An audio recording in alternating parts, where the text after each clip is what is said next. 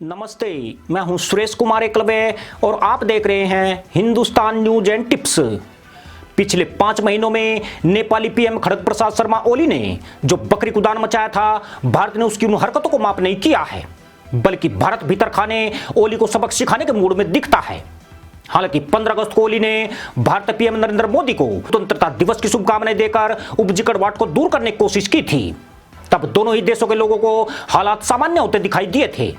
ऊपरी तौर पर लग भी कुछ ऐसा ही रहा था कि अब शायद रिश्तों की गाड़ी पटरी पर आ गई है, पर लगता यूं है कि भारत पहले ही मन बना चुका था कि पीएम ओली की डोली ज्यादा देर बर्दाश्त नहीं की जाएगी।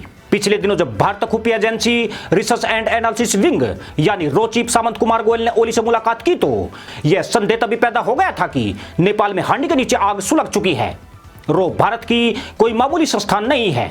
इसका एक एक अधिकारी और एजेंट देश के लिए प्राण न्योछावर करने को तैयार रहता है। अगर कोई व्यक्ति या देश भारत के प्रति नकारात्मक प्रतिक्रिया देता है तो उसका हश्र भी बेहद भयावह होता है। कम से कम पाकिस्तान को रो की कार्यशैली का अच्छा खासा अनुभव है।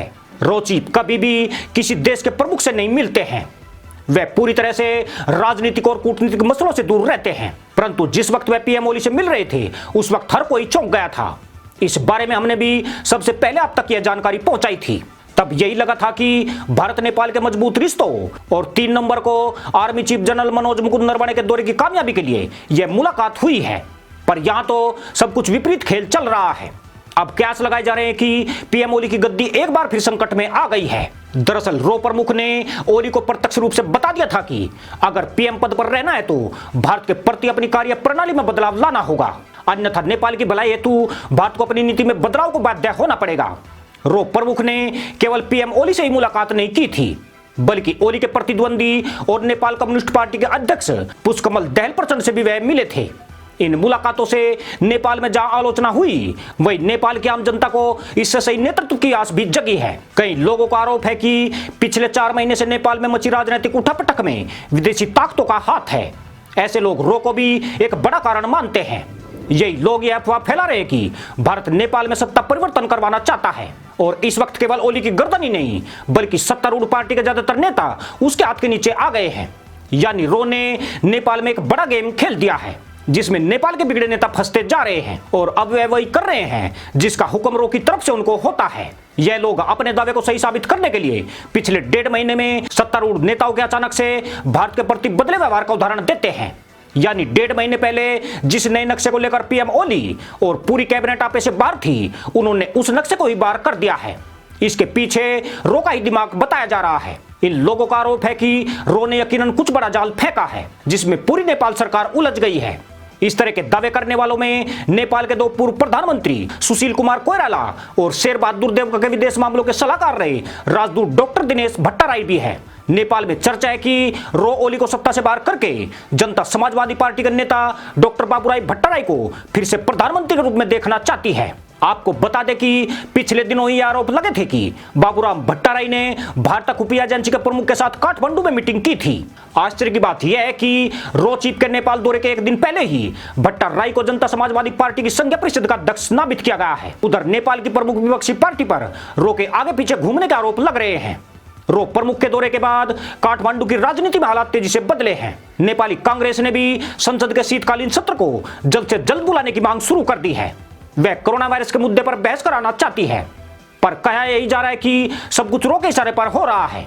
रो ने यह टॉपिक ही नेपाली कांग्रेस को सुझाया है। दरअसल नेपाली कांग्रेस की इसके पीछे बड़ी साजिश है। उसका असली मकसद सत्तारूढ़ नेपाल कम्युनिस्ट पार्टी के बागी नेताओं के साथ मिलकर ओली सरकार के खिलाफ अविश्वास प्रस्ताव पेश करना है जिससे ओली को सत्ता से बाहर किया जा सके। इसमें नेपाल कम्युनिस्ट पार्टी के चेयरमैन पुष्पकमल दहल प्रचंड भी बड़ी भूमिका निभा रहे हैं।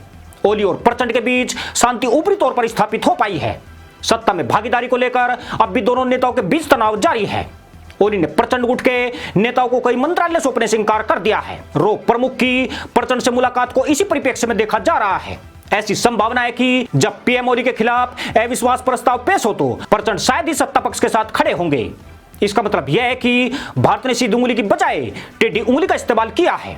जून महीने में जब पीएम ओली काबू से बाहर थे और भारत के बार बार समझाने पर ज्यादा उछले जाते थे, तब भी उन्हें चीन पर ज्यादा भरोसा था। उन्हें लगता था कि चीन के साथ रहते उनकी गद्दी को कोई खतरा नहीं है। हालांकि उन्हें खतरा भी नहीं है। अगर वह भारत के साथ अपने संबंधों को पहले की सरकारों के हिसाब से लेकर आगे बढ़े। पर कहीं ना कहीं भारत ओली की कार्यशैली को लेकर आशंकित है, जिससे भारत को अपनी उंगली टेढ़ी करनी पड़ रही है। यद्यपि ओली गाय की बजाय बकरी बनने को भी तैयार हैं, पर अविश्वास की खाई अब शायद पाटना मुश्किल है। रिसर्च एंड एनालिसिस विंग दुनिया की सबसे खतरनाक खुफिया एजेंसियों में शुमार है। अमेरिका की CIA, इजराइल की मोसाद और रूस की KGB के बाद रोका ही नंबर आता है। आमतौर पर दुनिया के देश दूसरे देशों में अपनी मन मुताबिक सरकार बनवाने हेतु अपनी खुफिया एजेंसियों का सहारा लेते हैं। भारत में चीन की MSS और पाकिस्तान की ISI मोदी सरकार के खिलाफ भारत की विपक्षी पार्टियों में अपनी पैठ बना चुकी है और हर संभव तरीके से मोदी सरकार को परेशानी में डालने की साजिश रचती रही है और आज भी लगातार रच रही है। विपक्षी पार्टियां जिस तरह देश और सेना के खिलाफ बयानबाजी करती है, वह अकारण या केवल राजनीतिक उद्देश्य के लिए नहीं होती है, बल्कि उसके पीछे कई बार विदेशी एजेंसियों की भूमिका होती है।